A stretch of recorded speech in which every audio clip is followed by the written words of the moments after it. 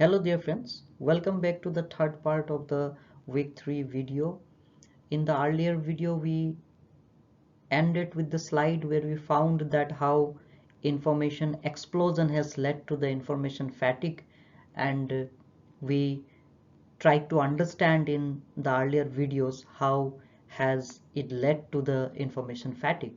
Now in this video I would like to explain how information fatigue has led to the automatic processing of the information.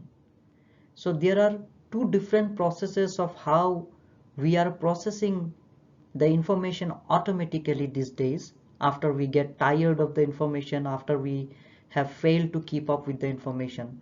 So in this video I would like to explain the step one of this automatic processing. So let's get started with the video.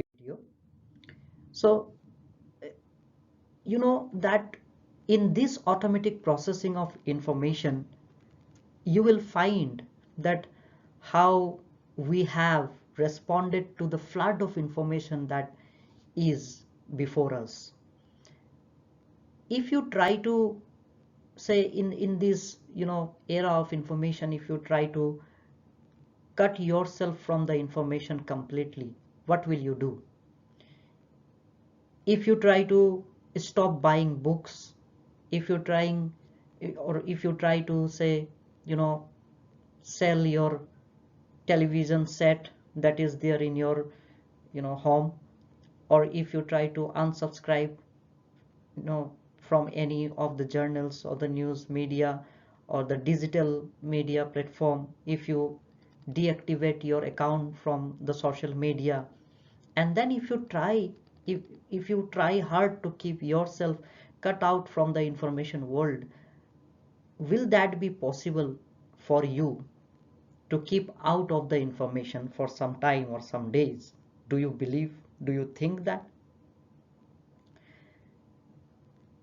Even then, you will find that one way or the other, somehow you will get exposed to the information. So you will consciously or unconsciously respond to the information flood. I mean, information will come anyhow to you by word of mouth, even if you cut out, if you try to cut out from yourself from the information world. So this response to the information flood, it no more depends upon the control of ourselves. So what we do, we, in order to respond to it, we have, you know,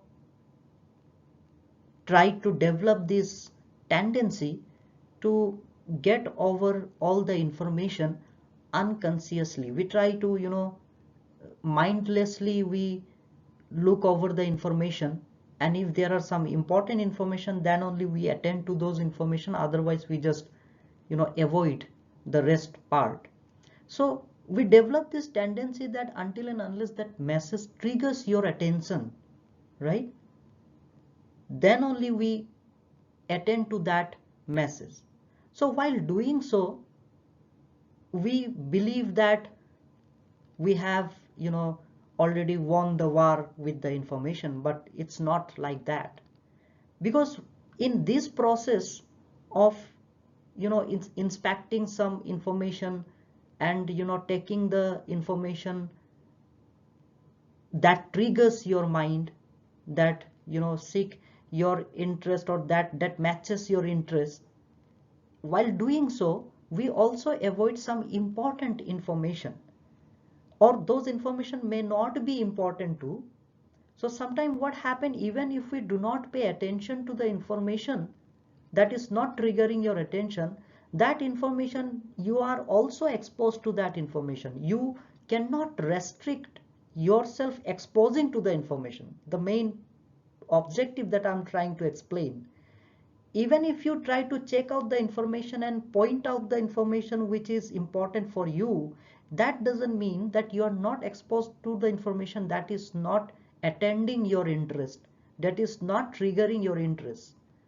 So exposing to the information, whether consciously or unconsciously, is still an exposure, right? Even if you do not try to attend to those information which is not triggering your mind, unconsciously you may not attend to that information, but unconsciously you are always exposed to that information. I will try to explain that with an example now.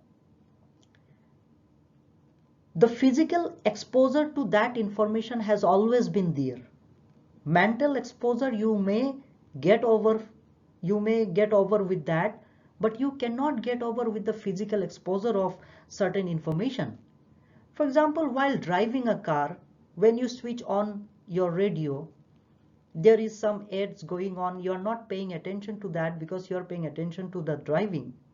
But after reaching to shopping complex, in a Walmart, when you go to buy something or somewhere near the place or wherever you go after that, you start humming, you start humming the jingle that was played in the radio while you were driving. So even if, even though you didn't pay any attention to that jingle, you unconsciously attended that information, and as a result, in your later time, you will find that how are you exposed to that information. Even though you are not paying attention to the advertisement that was going on in the radio while you were driving, you will somehow, while shopping in the Walmart, you will come across a product and you will say, oh, this was the product that the advertisement in the radio was going on. Okay, this is not good, I'll not buy this. Or that may also create your decision making, that may help or may not help your decision making capabilities after that.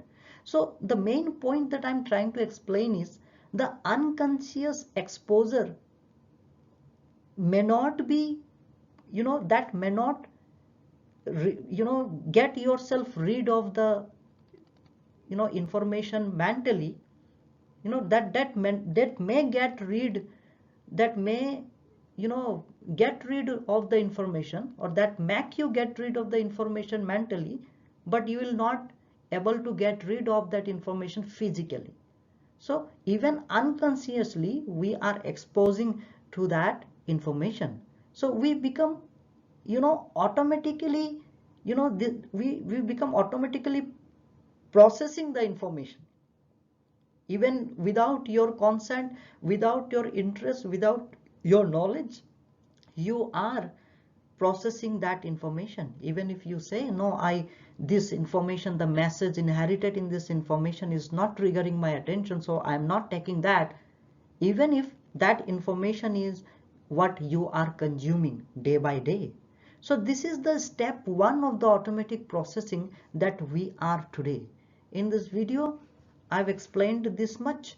In my next video, I'll explain what is the second step, or how have we, or what stage is the second step like in while getting into this automatic processing. Thank you.